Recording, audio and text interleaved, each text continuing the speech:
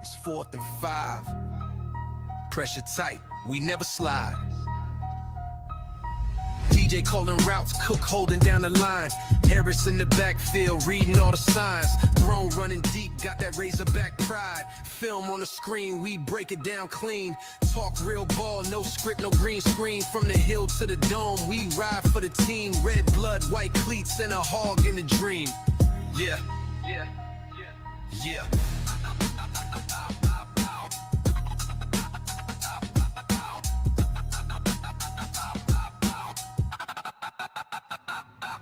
Yeah, film on the screen, we break it down clean.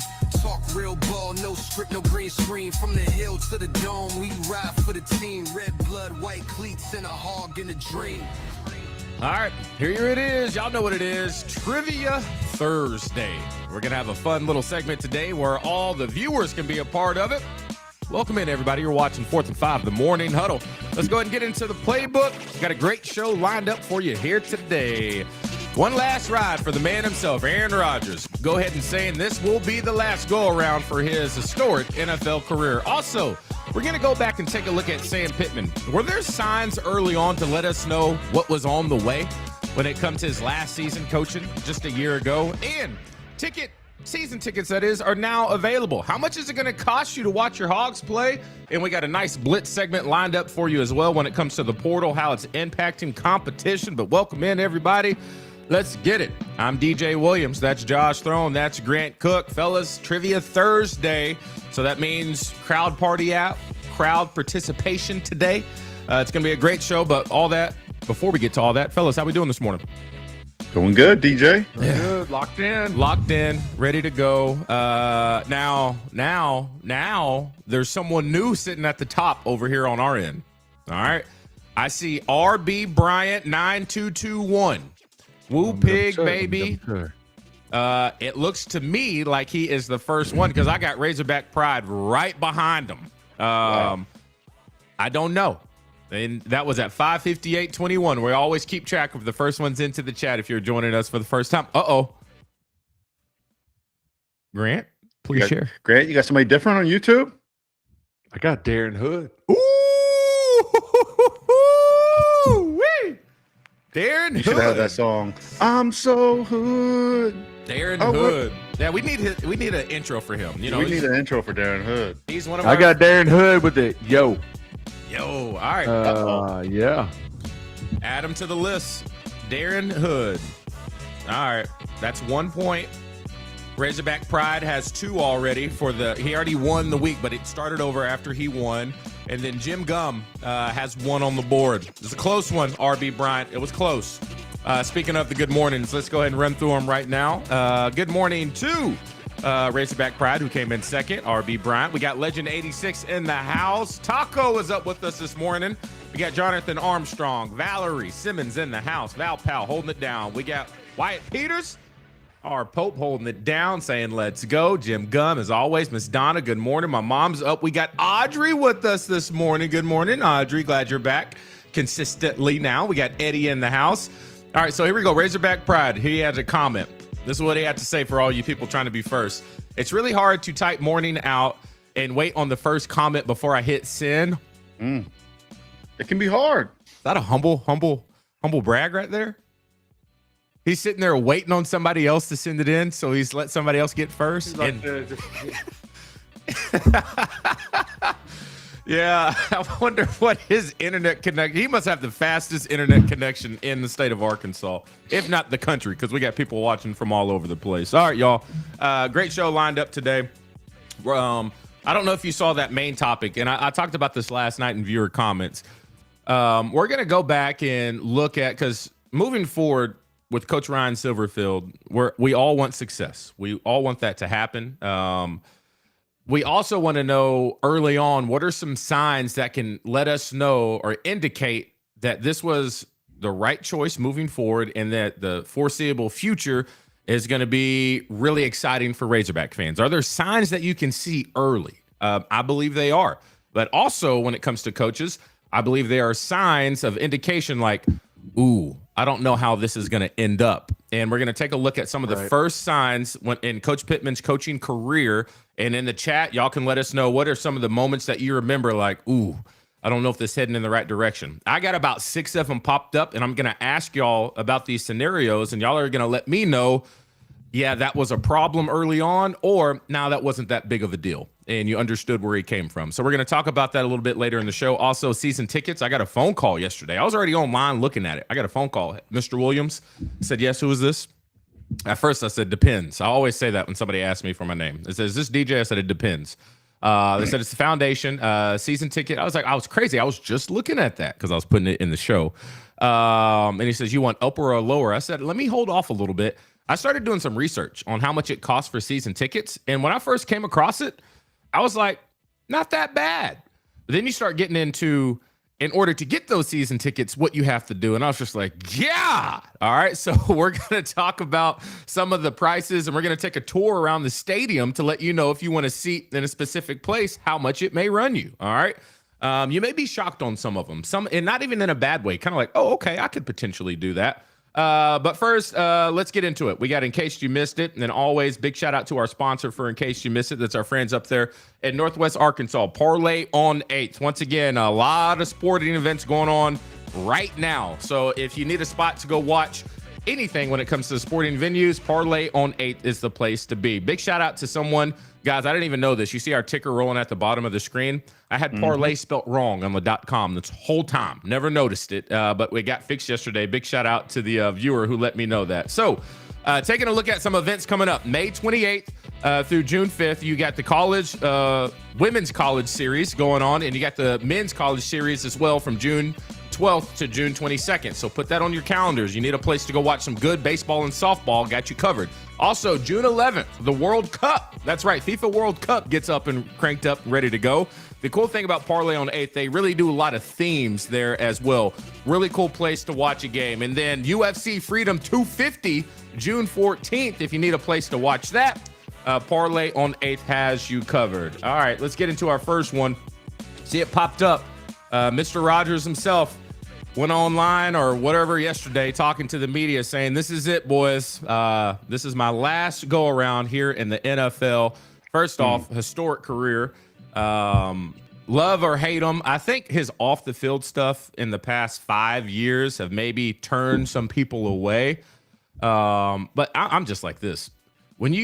If everyone in the NFL put all their hobbies and interest in what they do off the field on full display at all times, you probably think different about a lot of people. All right. Yeah, no doubt. Yeah.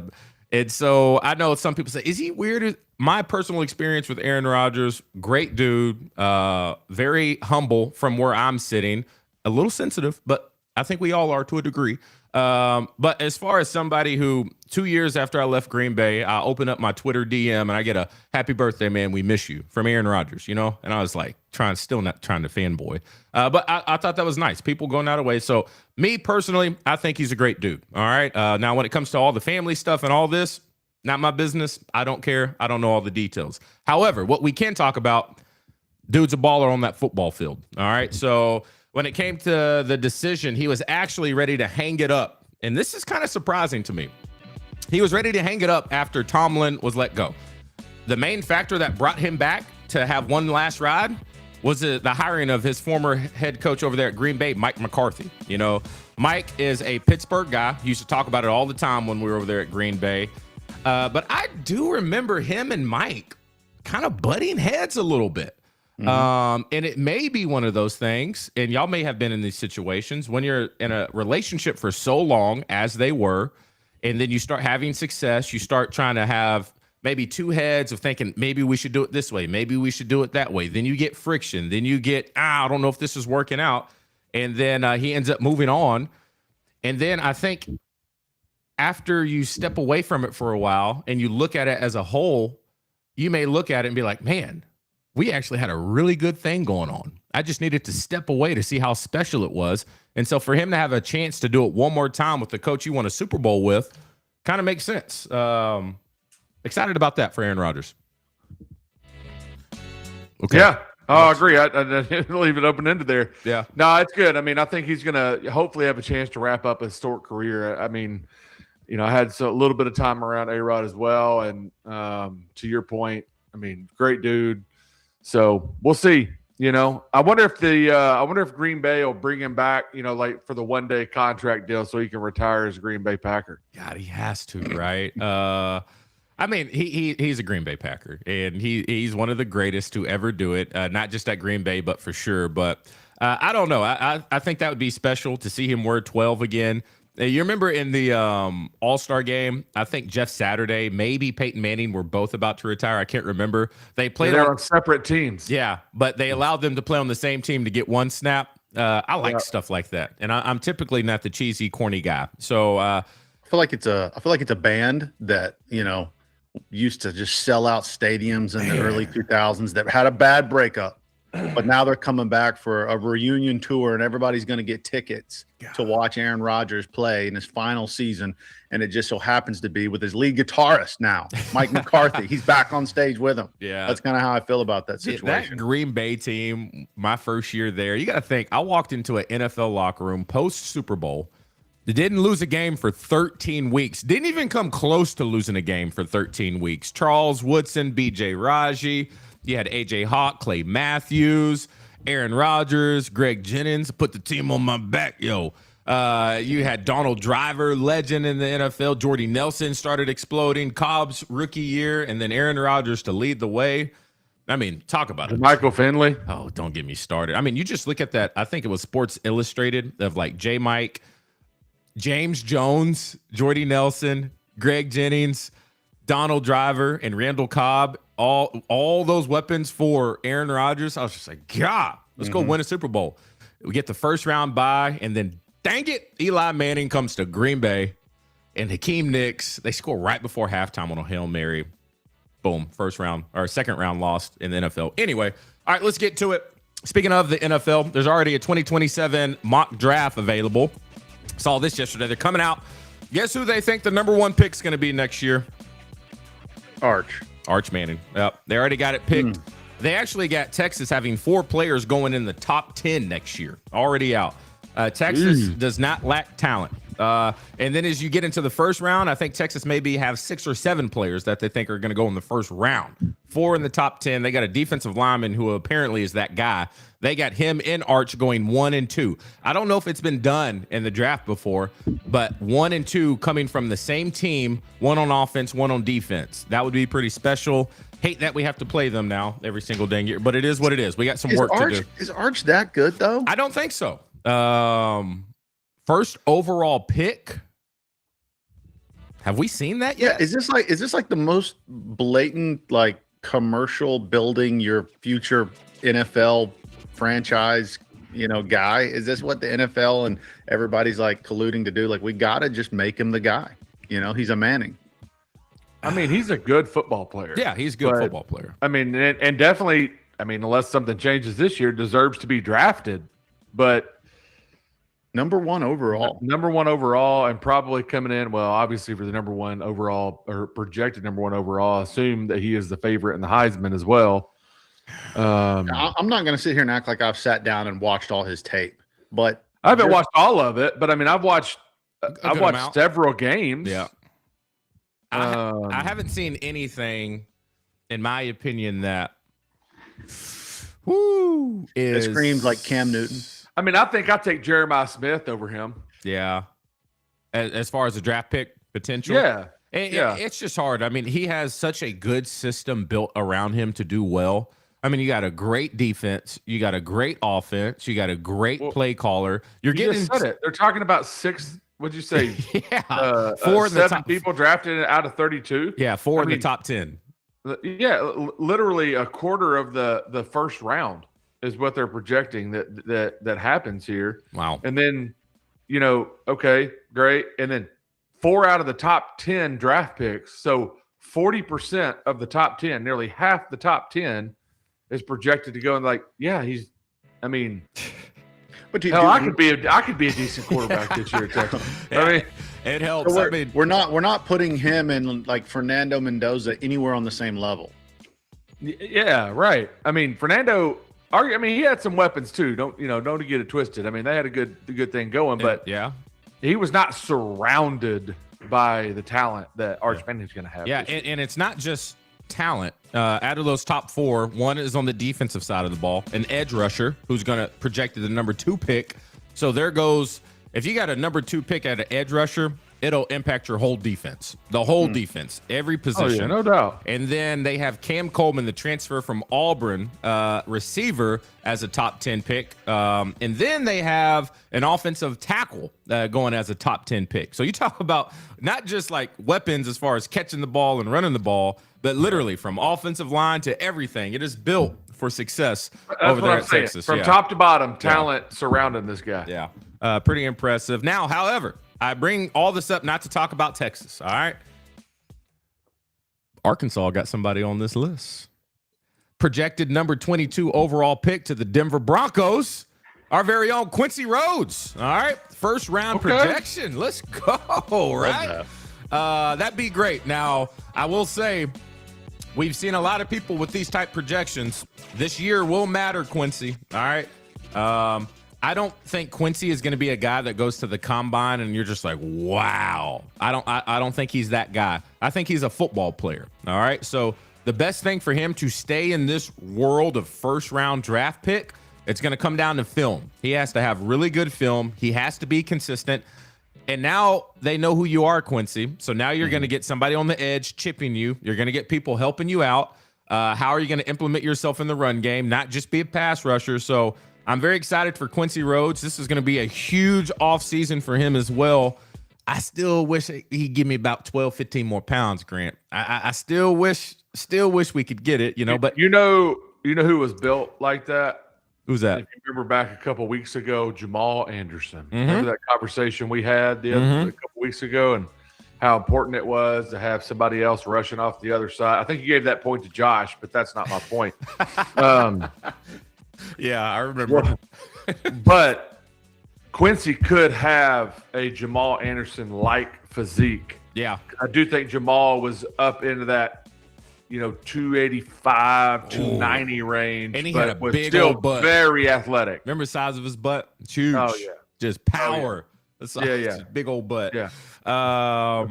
I think one of the comments gonna be like, "What are you talking about, man?" If they just now You joined. look at that stuff as an athlete. I Yeah. mean, you look at that's how you look at people, man. You ever got a see- big butt. You're athletic. Those Not wide, but big. You know what I'm saying? Yeah, you seen them thoroughbreds, them horses, they got them big old butts, all that power. All right. So congratulations, Quincy, getting some recognition early. Now we just got to keep it. All right, y'all. Let's go ahead and y'all are having fun over here in the chat once again, making sure everybody's playing nice. Jeremy Harvey is with us. Good morning. Darren says, that's what I'm hoping for, Val. Need him to hear the hog call in person. Who we talking about? Is someone not been to a game? I've been missing all this. Cussing, blah, blah, blah. Dropped headset, Verizon. Who are they talking about? Somebody keep me updated. Who are we talking about? Who hasn't been to a Razorback game? R Pope says, don't forget that he has Cam Coleman. Now, dude's a freak. Yeah, we just mentioned that. He's projected to go a top-round pick, one of the best receivers in the country, maybe 2 behind Jeremiah Smith over there at Ohio State. All right, y'all. We're about to get into our first drive. And once again, this is going to be about what are the signs early on that you can tell if a head coach is going to make it, or what are the signs in their career of it's starting to go downhill. We got a couple years left unless you drastically turn this thing around, specifically talking about a guy that we all like, and Coach Sam Pittman. Let's get to it. All right, y'all. First drive is brought to you by our friends. Y'all know where it is. Arkadelphia Southwest Auto Collection. We got you covered. Any new vehicle you get over there with my friends, Tires for Life program. Yes, we talk about that all the time, but now I want to brag about the people behind it. All right. Customer service at its best. Great job of this company going back into their own community, taking care of everyone over there at Arkadelphia. Yes, Henderson State, I'm talking about you.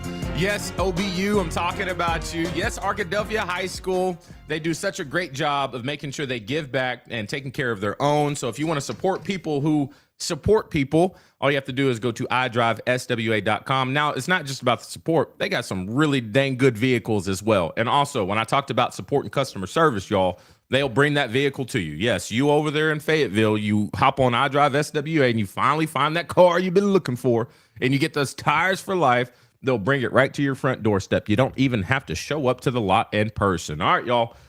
Sam Pittman be the topic of conversation today. And I don't want this to be a bash Sam Pittman thing. This is literally looking at, and you could fill in the blank of a coach.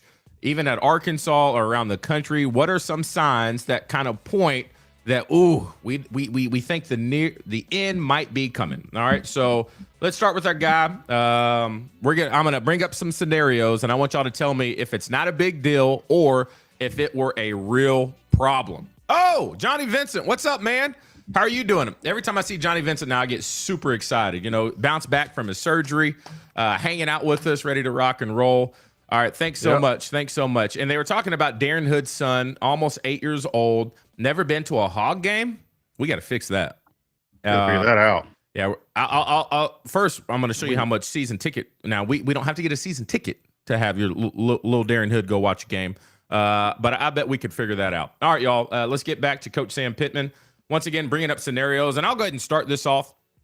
And this is almost kind of giving him somewhat of a, I wouldn't say a pass, but I understand where he's coming from. And I think one of the early signs that we were going to be in trouble at Arkansas, and maybe he didn't handle this the best way, was when all this NIL and portal stuff was starting to pick up traction. And y'all may go back and remember, Coach Pittman at this time, when all this was kind of new, because you got to think, he went from Chad Morris, and then the next year, 3 and what's the math on that?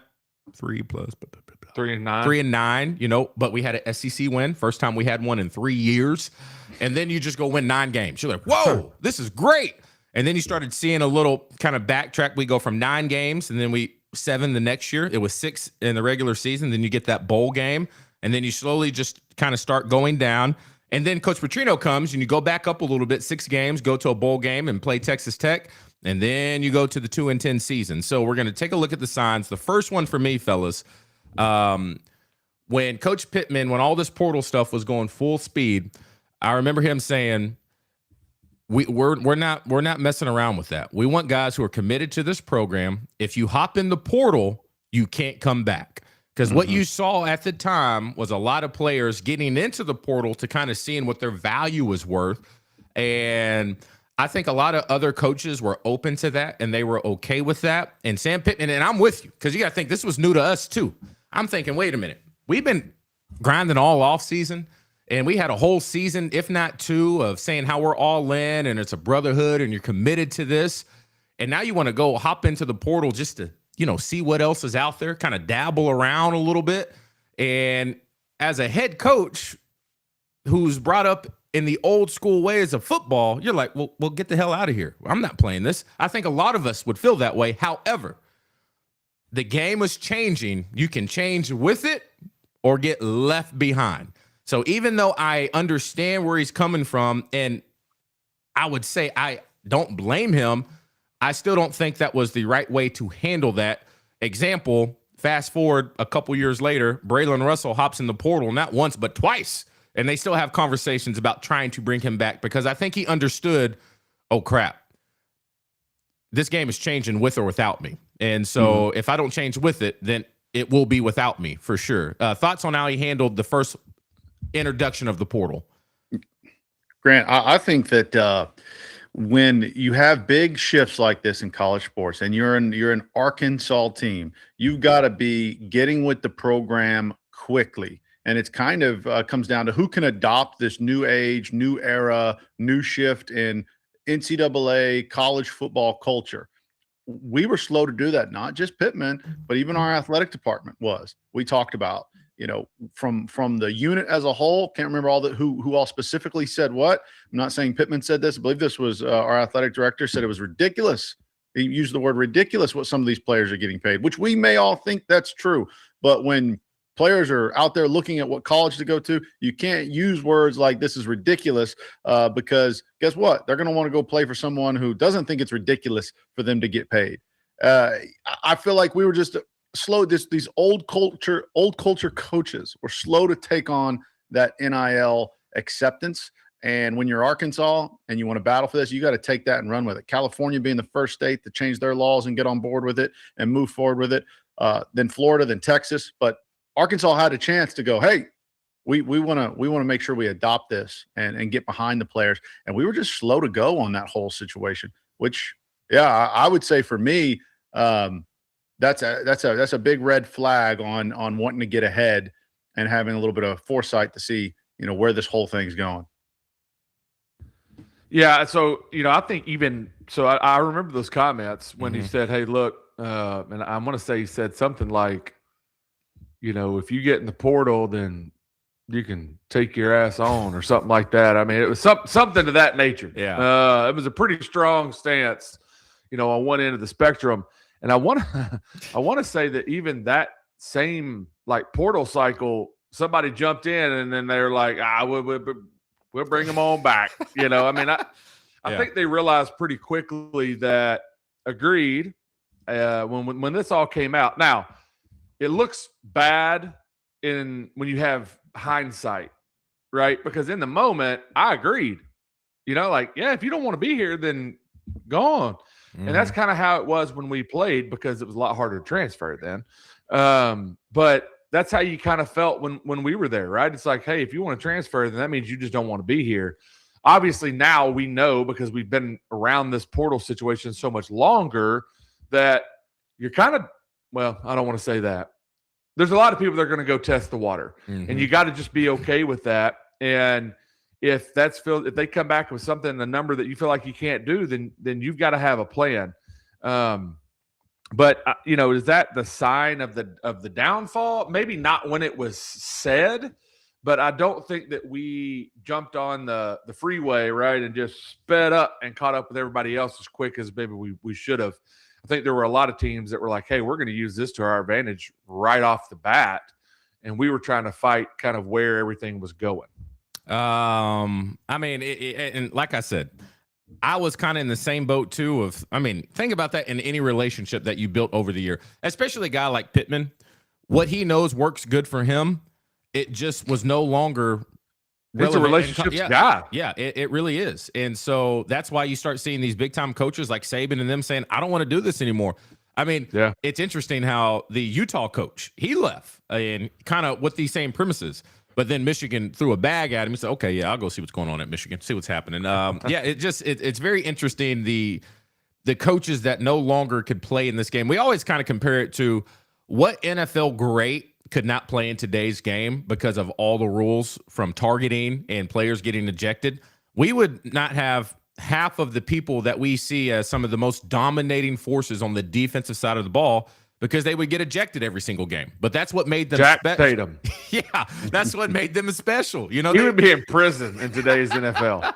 I mean, because they could adapt and adjust, but what made them so special was the intimidation of if I go across this middle, I may wake up after the game. They had that type of mentality and fear on the football field, which doesn't exist anymore. Brian Dawkins. God, there's no way. They called him Weapon X. You remember that? How sweet is the name is that? Weapon X. All right, another scenario. I see RB Bryant went in here and he brought up a comment.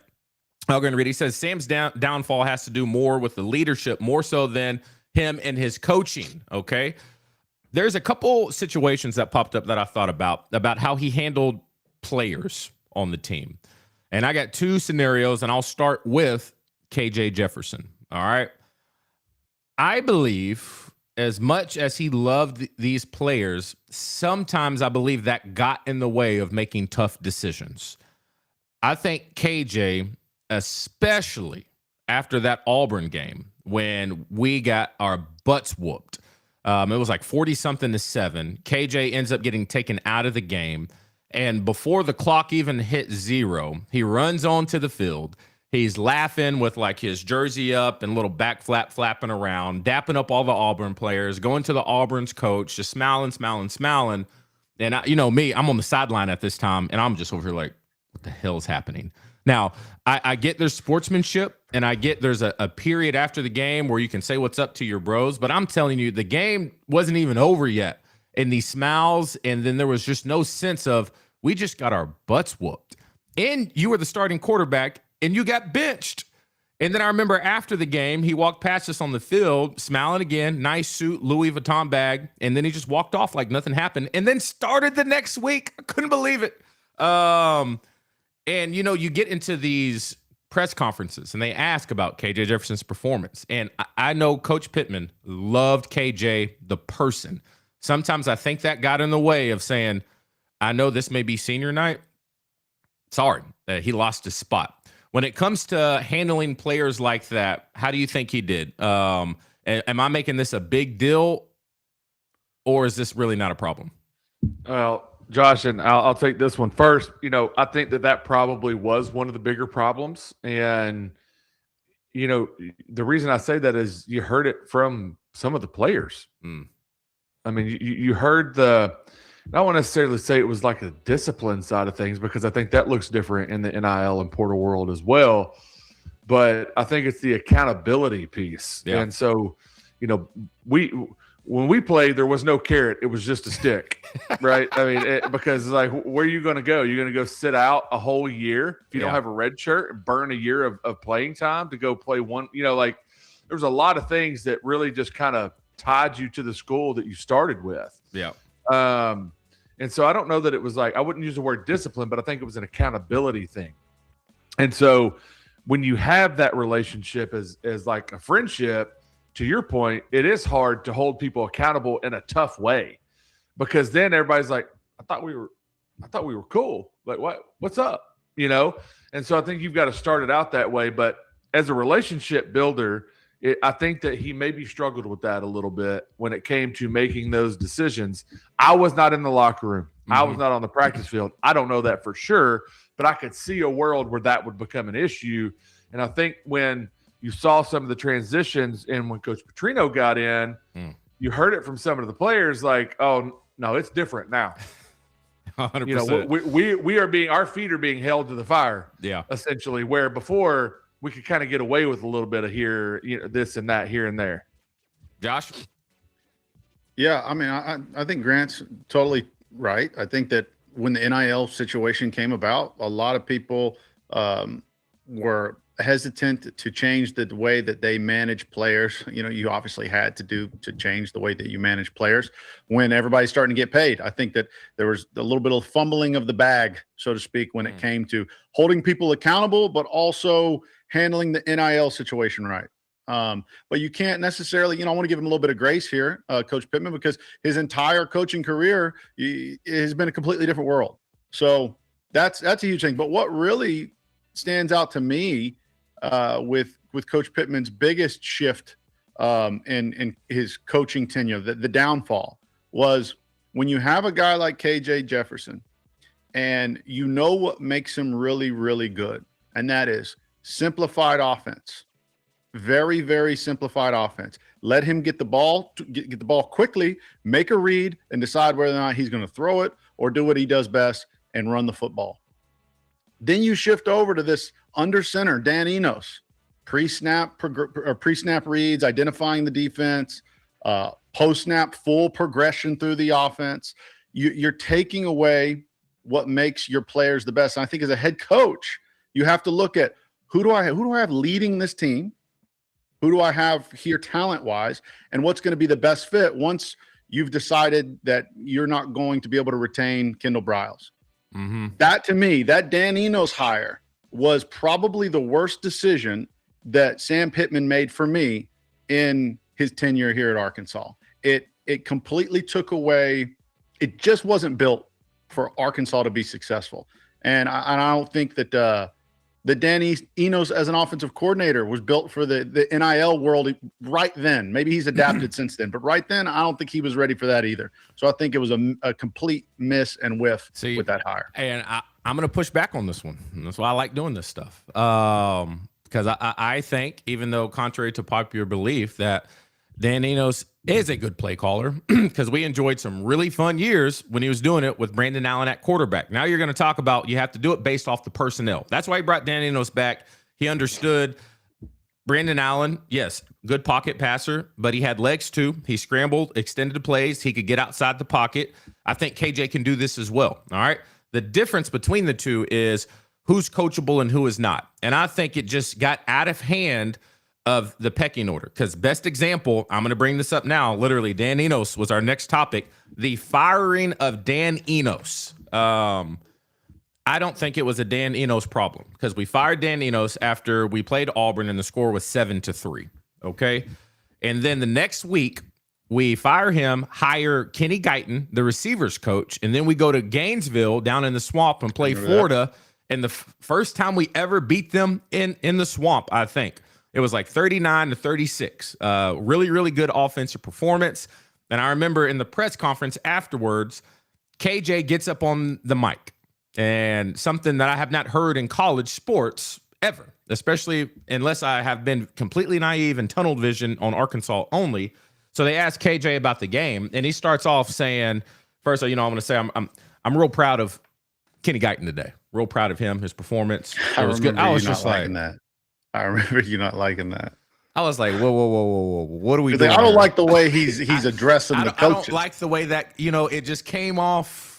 Like we're on the same playing field. Yeah. Like you gave your stamp of approval to a coach today. I was just like, and the thing is, him, Rocket Sanders, you remember that as well. Mm-hmm. They start saying stuff.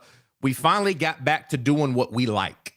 And so that let me know it wasn't an Enos problem. They like Kendall Briles' offense and the way I guess it was built. And they never opened up their mind because now they got money, they got all this stuff, and they say, "Hey, this is our league now. You need to adapt to us. We don't need to adapt to you." And I think that is not being coachable at all. And it happens to a lot of quarterbacks. But just that comment, and then saying it's not. We're just glad to get back to what we like. That lets me know they never opened up their mind to make this work in the first place. And I believe that starts up top. I think Coach Pittman should have set that tone early on saying, hey, get that ish out of your mind. All right. This is what we're doing now. Buy in and buy or not. Because you got to think the following week after that Florida game. All right. I think we go back home and get blown out. I can't remember by who. And I remember sitting there on the end zone. It was me, Coach Pittman, and David Basil before Coach Pittman did like his talk. And he comes out there. I think Steve Sullivan was there as well. He comes up to us and he's just like,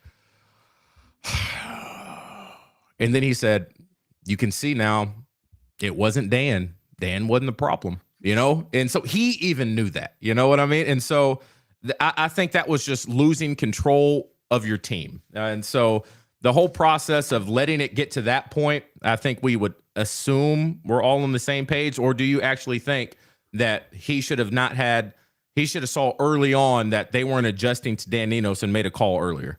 Well, I think before you hired Dan Enos, in my opinion, I think that you look at the type of players that you have, you look at the offense that they were successful in, and you did a 180 with the hire of the style of offense. So you were having success. You were coming off of 9-win, I think, and then a 7-win. There was success there.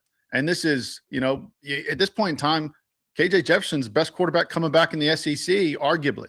So you had your moment to make sure you kept the wheels moving in the right direction. I think that the Dan Enos situation was a complete overhaul, not keeping the wheels moving in the right direction. And I don't think you needed a complete overhaul right then and there.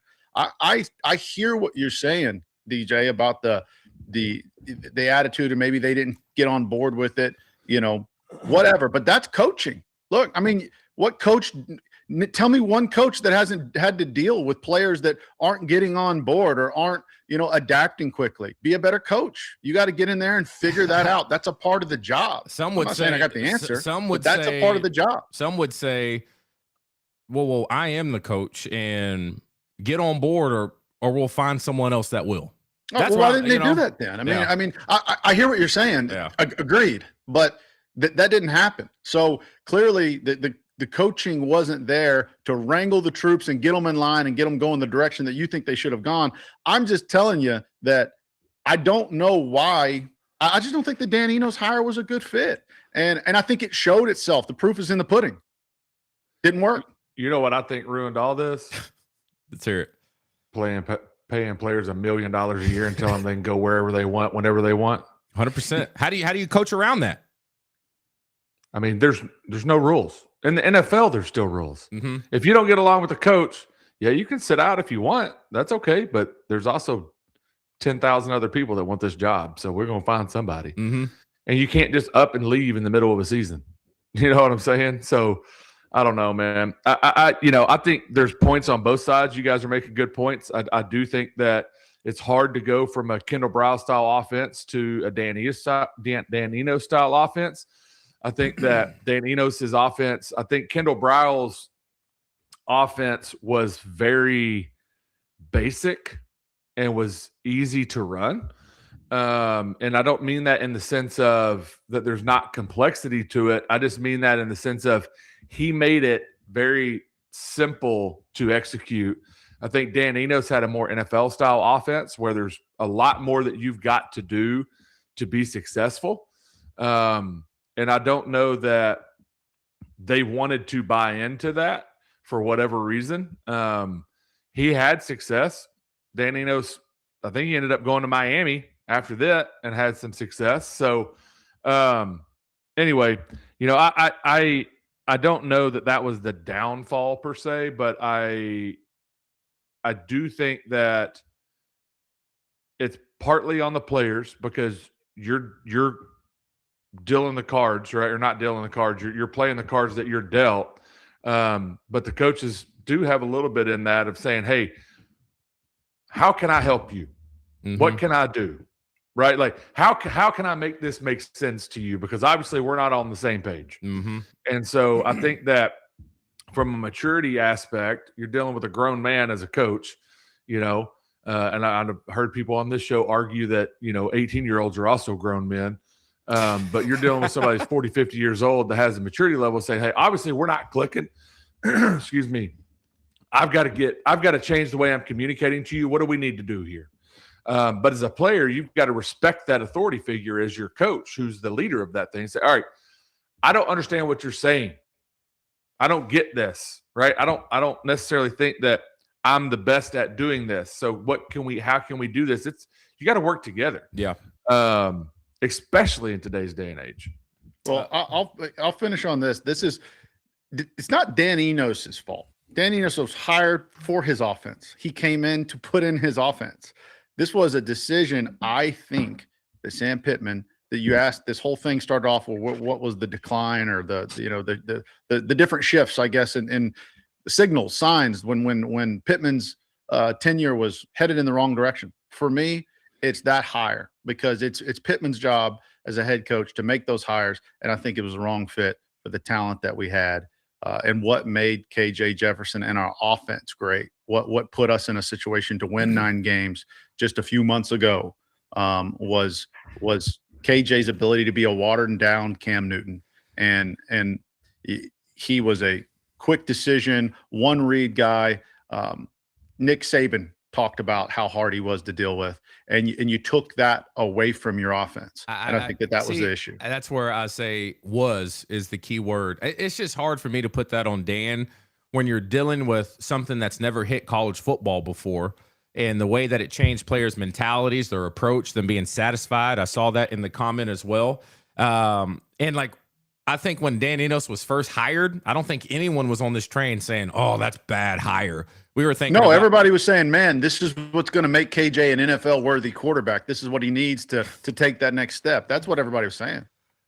Yeah. And you talked about next step to get to the NFL. What comes with the NFL is something that is more complex. And what also comes with complexity, I say that, is it's very hard to defend against. And so we remember the days of Hunter Henry and Keon Hatcher and Jared, what was Jared's last name? Jared Cornelius, Drew Morgan, Alex Collins, Jay Will, this dynamic offense that could run past extremely balanced. Biggest offensive line in football. You see all this and how it operated. And, man, I got this dual threat quarterback.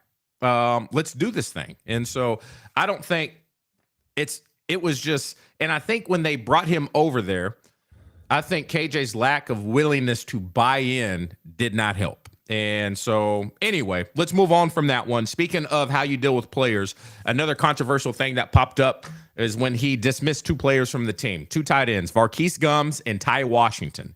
Remember, we had Ty Washington on our show Mm-hmm. talking about this. And when it came to the decision to let these guys go, Ty came on the show and talked about he was not in a good mental spot. And the next day after that game, he went into Coach Pittman's office and said, I'm not okay, blah, blah, blah. Then he said, we're going to let you go.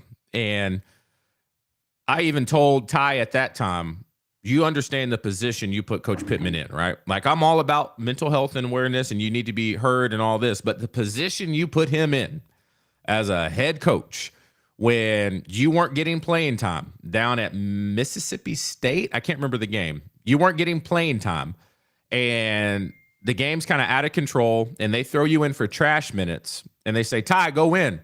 And you sit there and say, nah, I'm good. They waved him off.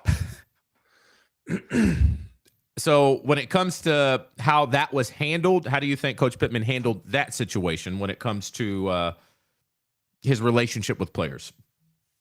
I think you very much so have one opinion of Coach Pittman when it comes to players, right?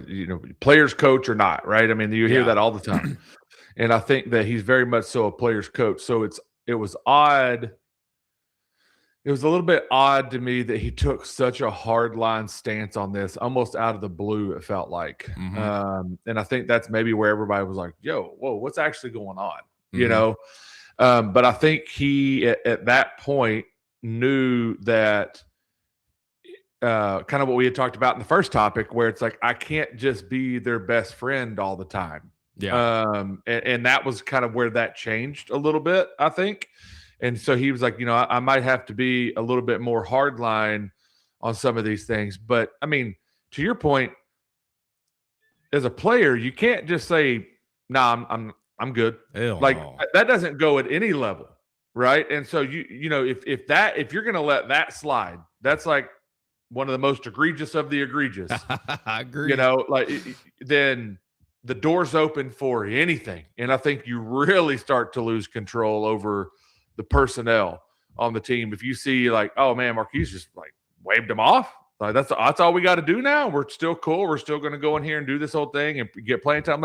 So I'm not necessarily against, where it went. I do think it maybe was a shock to the system for everybody because it was like, he's always been so cool with everybody and worked through things. And then it was just like, bam, we're done. And so, again, don't know the entire story, everything leading up. Don't know both sides of the entire story. But I think that's maybe where I'm at on is like, this doesn't feel like Coach Pittman, but maybe he started to feel some of that pressure and some of those things as well. And so like, all right, I got to reset the mood around here. Yeah. And I feel like he handled that the right way. And Ty put him in an impossible position. And I think with all the other stuff going on too, the people questioning how this player's being handled, is he too of a nice guy? It was just like, I have to pull this trigger. But best of luck to you. He's over there. I saw just graduated at Notre Dame. He's doing just fine. Not sure what Varkey's is up to. There's a few other things, but Grant, he's got to be hard out at like 6:58. He has a phone call at 7. So we're going to speed track along. I pointed out how he handled press conferences when he gives answers like, I don't know, you tell me. Bad look. Something got brought up in the Texas A&M game asking, are you surprised that Jimbo Fisher tried to score at the end? He was like, yeah. I mean, I thought, he said, I thought we were good friends, and maybe it's a rivalry game. I don't know. Just there's a couple things when it comes to your approach to the media and to your fan base with a camera in front of your face that you want to maybe think a little bit more about what you want to say. So that's another thing that kind of popped up. And so one thing really quick, Dennis Mitchell made a point in the chat, and I think it's a very good point. And so a lot of changes happened in college football. Yeah. Right when Sam Pittman became a head coach for the first time. Yep.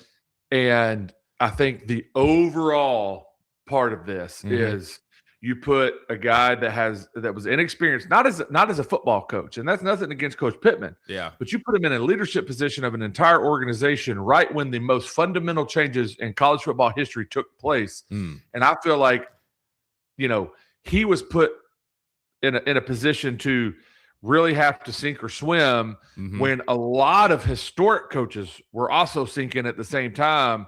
So I think overall, that's probably the biggest part of this whole thing is that the entire landscape of everything he ever knew as a coach changed right when he took over leading a program for the first time. And you kind of just had bad timing on that. Do I think in the past, like if that happened in 2014 versus in 2020, I think Coach Pittman probably has a pretty good ride at Arkansas. Oh, my gosh. Before the changes, 100%. And let me just add some icing on the cake there, Grant. In 2023, we started hearing about Oklahoma and Texas entering the SEC, which also put more wood on the fire. I think what that happened, they officially moved into the SEC in 2024, but all of a sudden, your neighboring state and Texas, which used to be the recruiting tool down there to get people to come here, is, hey, come play in the SEC. I think recruiting got a lot harder, if we're being honest. I mean, I think it's timing more than it was like I agree. Anything. There was a lot of changes for him. I think at the time of the hire, it was a risk that panned out, and then everything changed. And so I think all these things that we brought up today that were points of, okay, that wasn't handled right. I think if Coach Pittman were to look at it now and says, now that I can see it from this perspective, I know why I handled things the way that I did, but then it was probably best for me to get out of the game, because what it would cause me to start doing is not how I was brought up playing football and what I believe is best for the kids and works. And perfect example, once again, is Nick Saban. He got out of it before it got to this point. Very smart on that end. And so I still think he's a great dude. I think he was a great coach for the older college football. And I think he could be someone that Ryan Silverfield could potentially reach out to and Coach Pittman say, hey, I know us growing up football, we handled it like this. Just let you know this is how it should be, even though Silverfield seems like he has adapted pretty well. All right, so we'll move on from that. I'll rush through these things. Season tickets, y'all. Season tickets are coming up. Curious about the prices. All right, let's only spend about maybe 2 minutes on this, and then we'll try to get to some competition. Also, bring up Crowd Party app on your phone. Actually, let's get that out of the way first. All right, let's get to our Blitz segment so I don't lose lose Grant, and then Grant will let you go, and then we'll talk about season ticket prices. So go to Crowd Party app on your phone right now. But let's get to it. The Blitz. All right, y'all. Blitz is brought to you by our friends at Ortho, Arkansas. All right, talk about competition. They don't have any. They're just the best. I hate to say it. Yeah, I brag about my people because I like them. They're people I trust. Family goes to them.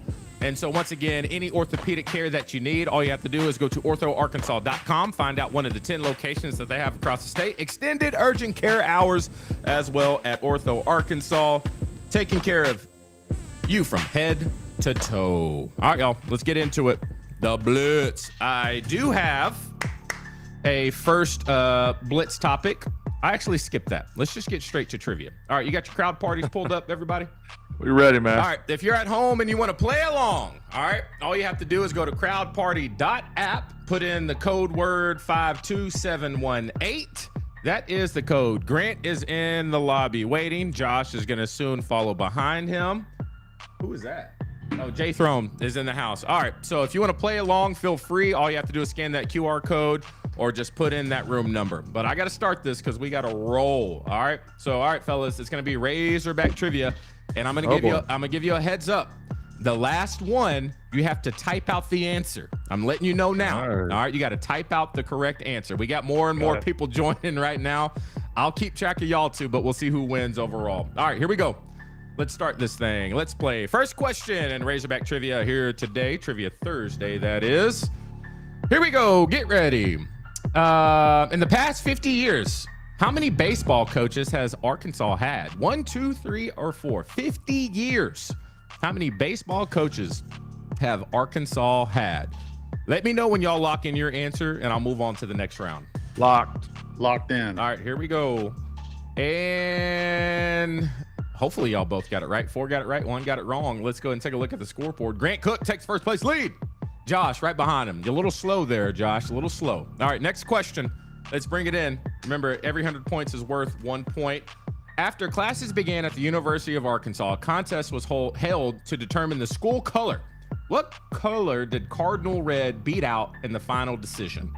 Was it Amaranth, heliotrope, viridian. First of all, I didn't even know These colors. what happened to red, blue, green, and yellow. Hey, man. I looked What at kind of our names Crayola like box that. you got? It sounds like opposing houses of Targaryen or something. What's going on? I looked it up, and these are all different shades of the colors, and no one got that right. This was actually a shade of like purple. You got me with putting saffron as almost red. You like that? Yeah, that's where I went too. All right. No one got that one right. Grant's still on top. We got 2 left. All right, let's get it. Next round coming up. All right, y'all. Which football team was the last Arkansas? Which football team did Arkansas last defeat while they were part of the Southwest Conference? Was it Texas A&M, Houston, Baylor, or Rice? Last time competing in the conference. Let me know when you're locked, and I'll move on. Locked. Wow. I have no clue. I don't know. I don't either, Guess but I picked one quick. All right, here we go.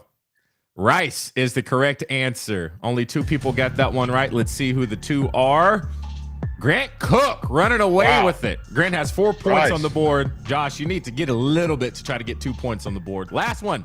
You got to text this one out. This player holds the career record for total tackles for a season with a career with 441 tackles. Oh, I got it. As soon as you type it out, you should be locked in. I'm blanking.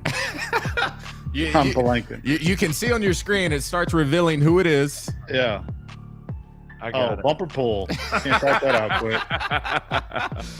All right. Tell me when you got it locked. You got it locked. All right. I'm locked. Here we go. I'm assuming Grant got that round as well. Man, I went way beyond in our history. I was like racking my brain of early 2000s. All right. Here we go. Grant Cook, 5 points, Grant. Nice. Get you started off right. Josh, 2 points on the board. Chris Caver comes in second. RB, got to do a little bit better, RB. Nigel was in there as well. Jay Throne. All right, we got a little time for birthdays. Let's go ahead and knock this. Is that okay, Grant? We got a little time? Yeah. Go ahead, man. I just have to jump on at 7 o'clock. I just got to punch a button, so we're good. All right, perfect. Where's my little birthday tab? Hang on, I'll do this every time. All right, y'all, we got a fun birthday day. I got a lot of audio clues. I didn't know this first one, but I'm assuming y'all should. At least Ebony told me you should. Actually, we're going to start with a little, see how well y'all pay attention. We would be selling a birthday today. This person went to school with DMX, Busta Rhymes, Jay-Z. and Jay-Z. This person Didn't you went do to this yesterday? Biggie Smalls, baby. Oh. That's right, Biggie Smalls. What, are you just like messing with our heads? It would have been his birthday today. For a bonus point, how old was Biggie when we lost him? Oh, when we lost him. Grant? Early, man. Like 28. Josh? 25. He was 24. Josh gets the point. All right, let's go. Let's get into it. Person celebrating a birthday today. Some may know him as a big-time NFL quarterback. Some others may know him as Miss Haley Steinfeld. Just got married. Josh Allen. Josh Allen. Gets Don't the even know who point. Haley Steinfeld is. What? Wow. I know what Wow, Seinfeld that's is. crazy. Yeah. I don't know Haley Steinfeld. Josh, how old is Josh Allen today? Josh Allen's 27 years old. Grant. 29. He is 30 years old today. All right. This person pities the fool. All right. He Mr. T. T. Mr. T. I think Josh snuck that in. I'd have to go back and look. There Yeah, I'll we go. give it to Josh. Good I'll old give it to Clubber Josh. Lane. Good old days. How old is Clubber Lane today? Oh, Actually, He is- probably yeah, go ahead. 65. Grant, He's 70. he is 74. All right, here we go. Audio clue for this one. Celebrating a birthday today. Name this artist. Oh, Oh, the dang. weird wall thing. Oh, Gray. The Gray. Or something with the G. Gautier is celebrating a birthday today. The Gray, Gautier. Come on. No We'll get name one. on that. Last audio clue, Grant, then I'll let you go. Here we go. Celebrating a birthday today. Who is this artist?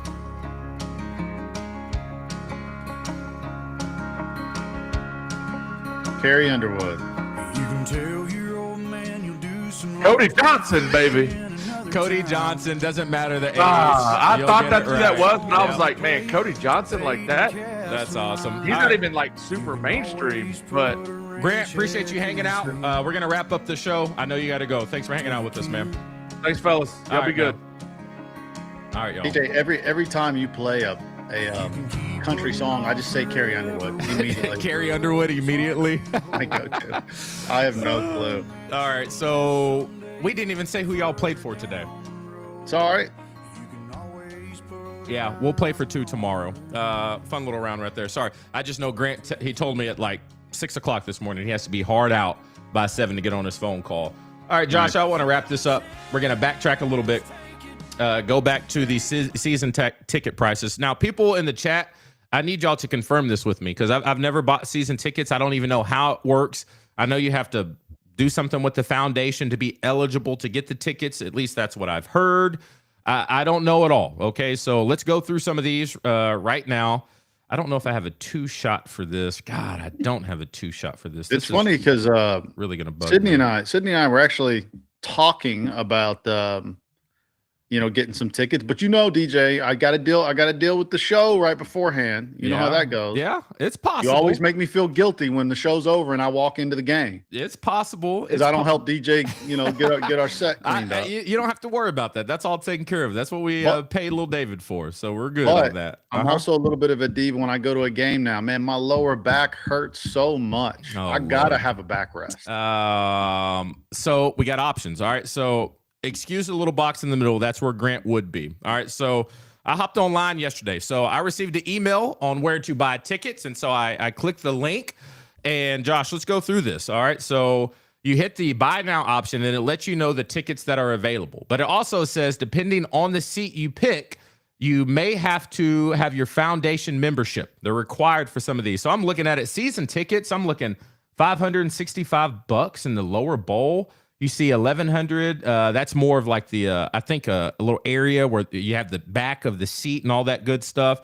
Now you come over to the spot that's shaded, depending on what time of the game is, $515. And we're talking season tickets. I'm thinking, okay. Now these are a little bit more luxurious seats over here. So that's where I want to be. That's where that's like the SEC club and they got the food on the inside. Yeah. So let's go back there. You want to be over there, right? So, $1,800 for about season tickets, and the home games, they got some good ones this year. So what's that, about 6 or 7 home games? Break that down. And so I'm thinking, cool. This is all doable, right? And then I started swipe the credit card, swipe the card. Let's get some tickets. But I kept on trying to figure out Razorback Foundation membership that is required. Okay. So as I go back over, where do I go? I think I go back over to the shaded side, and I look somewhere around like the 50-yard line, lower bowl. What's this going to cost me? All right. And so the first one I picked, I put it up a few rows. And as you pause it right there, you can kind of see you can get these tickets for $525 season tickets. However, you need a Foundation Razorback membership. And that's going to be a silver level. You have to pay $5,000 in order to pay for the season tickets. All right. And so I was like, okay. And then let's go down a little bit closer. Every year? I don't know. This is where I'm asking people who are in the foundation, is this an annual thing? I need to know that, like right now. Now I'm thinking, Josh, okay, that's for a little bit further up. Let's get a little bit closer to the field, 50-yard line. All right, $545 season tickets, minimum Razorback Foundation membership, $10,000. I was like, yeah. I don't know if I got that, Crazy. big dog. All right, so I kept going around the whole stadium, as you can kind of see through here, taking a look at some different ones. I had to back out and go back to kind of refresh. And so here go your seats that you want, Josh, with a little back. This is in the end zone. And I took a close look at this one. This one right here, as you take a look, a little bit cheaper. You get the little Hog Wild membership, $2,000 to purchase this one at, can't remember the price on these. Yeah, $565 for season tickets. So you're all in about $2,700. If you're unfamiliar with where this is, you get a little view to let you know what it looks like. That's not a bad little spot. You got your little back seat and everything. All right, so Chris Caver. Did he just say every year? Chris, every year? Every year, if you want those seats at the 50-yard line, you have to re-up $10,000? Josh, bro. So Sorry. the foundation donation is annual. Oh, This is the right to purchase fee. You have the right to purchase after that those tickets. I think five. I'm. What happened? When did this happen? Has this always been the way? Because I've never bought like a don't know. package I mean, of season tickets. I don't even know if this is absurd. I'm assuming it's not. I would rather them just say. Well, how what much happened to this- like just buying like, hey, I'm going to buy my ticket, just my tickets for the That's year. you can do that game by game. But if you want season tickets, guaranteed tickets, and your seat, I think you have the selection of your seat for every game. This is how you go about it. Now, if we get to the area that you want, now this is what surprised me. All right, so this is the area you want, right? The SEC side. A little bit shaded. I went over here. You can see the little view popped up. Let me go ahead and pause that right here. This one is $2,000 for season tickets, but only a $500 Big Hog Foundation membership. Okay, so all in about $2,500. You can get your seat right here. Once again, here's the view. If you want that one, pretty good little spot. Now, I don't know if that gets you into the SEC club. You know, the little spot where you walk down in the end zone. If you're sitting behind those little booths that are down on field level, then yeah, the only way you access that is the one of the clubs. I'm not sure if it's SEC club or touchdown club or whatever. But yeah, you get access to that. You can't get to that space without having that particular ticket. Whoo, there we go. So Jim Gum's in the comments saying, hey, if you want your tickets and you've done this and you're cool with all this stuff, get them now before the stadium gets renamed. You think the ticket prices will go up after that? Potentially. That's wow. That's people who sit there, they have to pay $10,000 every year just to get those seats. Wow. Right. Okay. Cool. I mean, now I see how all that stuff gets paid for. I'm curious out there as far as like season ticket holders. Y'all say, has it been? Yeah, it's always been that way. Cool. Donna said, Josh, you can no longer do that. I'm assuming one ticket here or there. Chris Caver says top tier is $40,000 a year. There's people who do that. I feel like if you're paying $10,000 for the membership, why don't you just throw the tickets in there as well? You know what I mean? Why make somebody pay an extra $500? Interesting. I didn't know that about season tickets. Season tickets. All right. Well, apparently, I don't know what I got to do some history on this because I'd love to know when that donation first, then you have the right to purchase those tickets type of plan came. But maybe that's come on in the past few years to try to keep up with this NIL situation is that's the new kind of reseeding part of the whole reseeding plan. Phil says, yes, it's been like that for more than 10 years for sure. Okay. All right. What's up, Phil? How you doing? Just okay. See, I've purchased season tickets, but it was with a group, right? Like people, and then my buddy actually followed through with it, and I think we chipped in like for our 2 tickets, maybe like $1,200. But so I wasn't on the other end saying like, oh, well, if they did that and then there was some fee, maybe he came to that total based on the, the annual fee and the tickets as well. Darren Hood, I may give you a bonus point for giving me a Rush Hour reference right there. That's good stuff right there, Darren Hood. Comment of the week right there. I really want to start doing comment of the week. Josh, I'll give you $5 if you can tell me what movie that's from. Says, Rush Hour.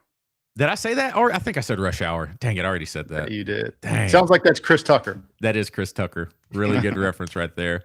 All right, hey, people who are watching right now, like I said, we are unfamiliar. I've been in the media, and before the media, I was a player, so I've never had to go through this process to get tickets. Is this normal? Like, are we all? Is this cool? Like, I don't. When I hear 10,000 just to be able to purchase season tickets, and then you have to pay that every single year, I'm assuming getting that gold level membership is not only just for being able to purchase season tickets for football, but I'm assuming it's going to be for basketball. I'm assuming it's going to be for baseball. Is it going to be for every sport? Or do you have to do another donation if you want basketball season tickets? There's a lot of questions. I think if you want a package that's cross sport, that's across all sports, you're gonna have to pony up some bigger numbers. I think this is football only. What's sad is that the SEC teams did this well before us. We lagged behind. This Then it was extra with the seat backs. I remember if people wanted the seat backs, you had to pay a little bit extra. But you know what's crazy is that I guess okay, this amount of money is being spent. How many games was there so much emptiness in Fayetteville? I mean, does this when you have the type of product that Arkansas's had on the field the past few years, does this type of way of going about selling tickets, does it not just make the games worse? I got a question. Do the people who have season tickets, do you do it more so to support the foundation and you get your tickets that way? Because I'm thinking at $10,000 for those seats, I looked online a lot last year, and it depends on how well the team is doing. You could just buy a ticket for every game, and it'd be significantly cheaper than that. Yeah, but if they're good, you're not guaranteed a ticket. Yeah, you're paying for the guarantee. Realistically, I've lived closer to 2,500, could be doable, but $5K and up is insane to me. That price of gas, daycare, etc. Come on now, that's what RB says. Yeah, I just don't know what to compare this to. I don't know if it's just like absurd or is this about right? Is this normal? Is this something as a fan? Okay, I get that. Let me go ahead and pay, be a part of the foundation, and we'll be good to go. Well, so if this has been this way for a long time, see why when we were younger, I didn't go to very many football games. Who the heck has that amount of money? Well, I mean, that's just with kids and a family and all this stuff. That's just for season tickets, you know. There we go. So Donna, I keep my same seat. So she's had the same seat for as long as she can remember. So, I mean, I get there's value in that. The guaranteed spot every single time. RB says people paying $10K and $40K for 2-10 season. It is tough. That's why it's so important to win. Very, very important to win. So that's why you've got these people on these message boards. Actually, we're like, man, it's affecting them emotionally. It's not affecting them emotionally. They're going, man, this was a terrible investment. That's the way they feel when they get upset when we don't do well. We don't put a good product on the field. There's apparently thousands of people out there putting 5-10K investment into this team. Yeah. And some people, and like, I get it. Everybody, they spend money on what brings them joy. So if it's helping out the football program and getting your guaranteed spots for every Saturday, power to you. And as a former Razorback, I appreciate it. I think what brings them joy is winning. Well, I know, but you look at the facility, you look at that stadium, you look at all the new additions, it has to be paid for somewhere. All right. So some of these people can't even get a tour, brother. Pay $10,000. You don't even get a tour of the stuff you paid for. That's a good question. You get to come to the game. That's it. What are some other people who pay for the season tickets, depending on what level you go at, do y'all get certain access as far as a tour of the facility? I would say even early access to the game, maybe a VIP lane to the concession stand. Maybe some deluxe parking right outside. I don't know if some of them come with parking tickets. I got a lot of questions. We could have a whole episode on this. But I want somebody to let me know if this donation per year to the foundation will allow you to buy season tickets to all the sports, or is this just football specific? Dennis says, I grew up walking around the stadium buying tickets. Then it was a $500 donation for the right to buy season tickets. I held season tickets for 2 decades in Big 3 sports at that level, no more. Donna says, never been on a tour, none of that. Donna, I'll say this right now. If you've been a season ticket holder for as many years as you said you've been and you pay every single year, I think you could probably schedule a tour. I think that would be nice, right? Would you like that as a fan who... I think it's again, we've talked about this before, and I know that there are shifts and changes happening, but I think that is a huge issue that you have Donna Lawson, who's funneled so much money into this program, been a supporter on the 2-10 seasons and the 10-2 seasons and through the whole time. And she doesn't have a contact up there that's reached out to her over the years that set up, say, Donna, we want to bring you in. We want to let you give you a tour. We're scheduling this for the next year and a half of people who've invested in our new facilities. That's an issue. There needs to be, again, some sort of investor experience coordinator from the low person to the top person. Yeah. It's important. It's important. Okay. This is going to be, we're going to see if we can get this done, because I don't think that's a big ask. Now, the coordination would have to be top notch, because you can't just have everybody showing up. Hey, I'm 100%. I'm a donor. DJ, Yeah. But I think, can God, let's see if we can. DJ, you're like this should be a department of 2 or 3 people that this is their dedicated job at the University of Arkansas, is making sure the people that have invested thousands and thousands of dollars from the $5,000 level, the $2,000 level to the the $1 million level, whatever it is, there should be people there that are it's about retention and retaining and relationships and keeping those people close and making sure they feel important, because they are what funds this program, period. They are the ones that fund it. It's very, very important.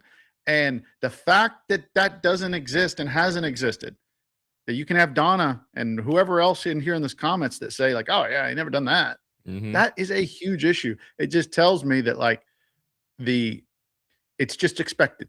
It's just expected, and it shouldn't be that way. Man, I would love to do that. Let me be the experience coordinator. That would be a great role. And you got to have somebody who's going to roll the red carpet out and make everybody feel special, because they're putting their hard-earned money into this program. Okay, so I'm getting more information. Thanks, Phil, for these updates. Dennis Mitchell, big enough donations, it gets you a parking pass. So Donna has her parking pass. Saw that. Phil Blaylock says Matt Zimmerman can answer some of these questions, but for sure Marvin Castor as well. But yeah, I think that'd be a great start. Donna said that she was unaware of any availability, because as a Razorback fan, if you're paying $5,000 or $10,000 every year for your season tickets to be able to buy them, that means you like the University of Arkansas. And I think that should grant you at least one tour per year. And you got so many times of the off season to get that done. Maybe go down to the field. This is what we got going on. This is where we practice. Here's the indoor facilities. Appreciate you for your $10,000 this year. Enjoy the games. And like you said, I know they have the staff for it, because I got a phone call personally yesterday. I can't remember the young man's name. And then he was saying, just let you know, season tickets are available. And I talked to him for about 10 minutes. Great guy. So they got a staff who's kind of on top of all this, and they're doing a good job with that. Let's add some more perks. And unless I'm missing some things out there that, maybe I'll call Coach Zimmerman. I'll call Coach Look, I know we're heading in the right direction, DJ, because we've already been hired. Like we talked about some of that same stuff with the alumni and past players, and they've already been making efforts to kind of fill those gaps and build those bridges. So, I'd love to see that for the people that support the program too. Yeah. Okay. I'm all for it. 4th and 5. We're going to be on it for you. All right. Now, will anything happen? Who knows? And there may be stuff, like I said, we're unaware of, that you got some really cool perks. See, Donna Lawson, never been on the field. Do y'all see in the chat right now? I'll go ahead and pull this up. I think this is what's special, and it's not a big ask, in my opinion. Donna started going to games as a kid. Still have tickets today in a drawer that shows I paid $5 for an end zone ticket in 1973. She's a season ticket holder, been for many, many years, and so she's made that annual foundation payment and never been on the field. Now, Don, I know you've been close, because I see where your seats are. They're right there.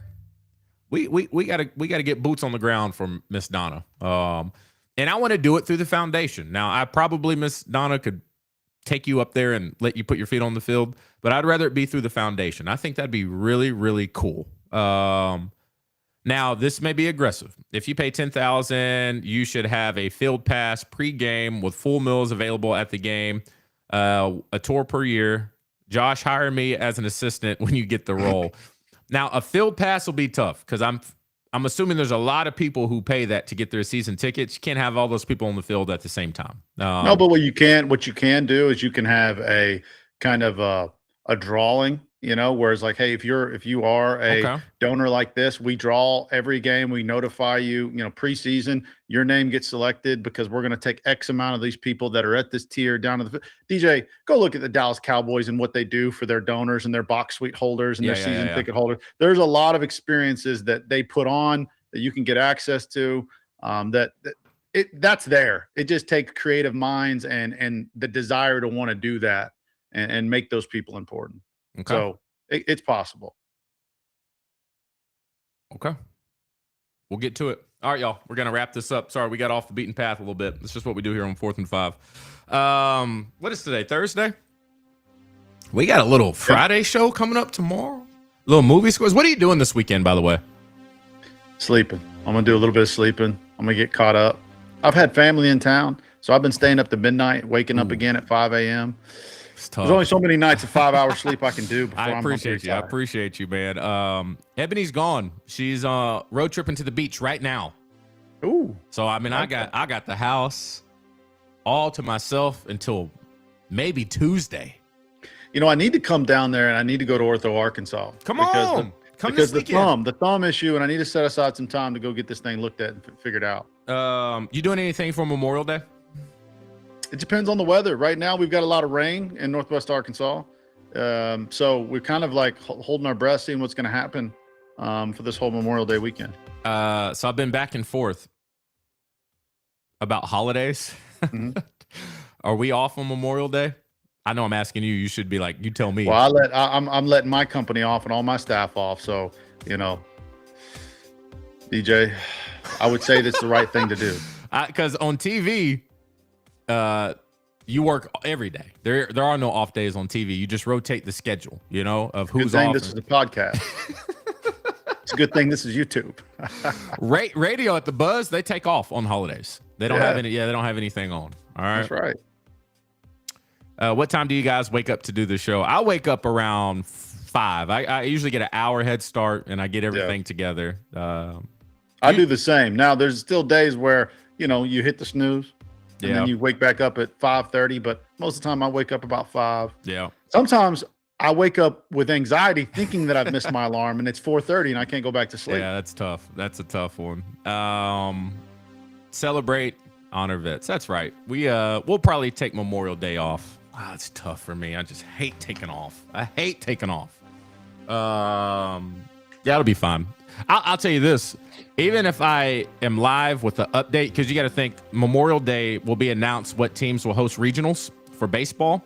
Mm-hmm. So maybe I can just give a solo little update happen Memorial Day. I can do it from the backyard with the grill going.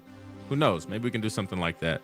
Is Ebony going to be back for Memorial Day? No, she's traveling back on Memorial Day. So I'm solo. Maybe you need to come up here.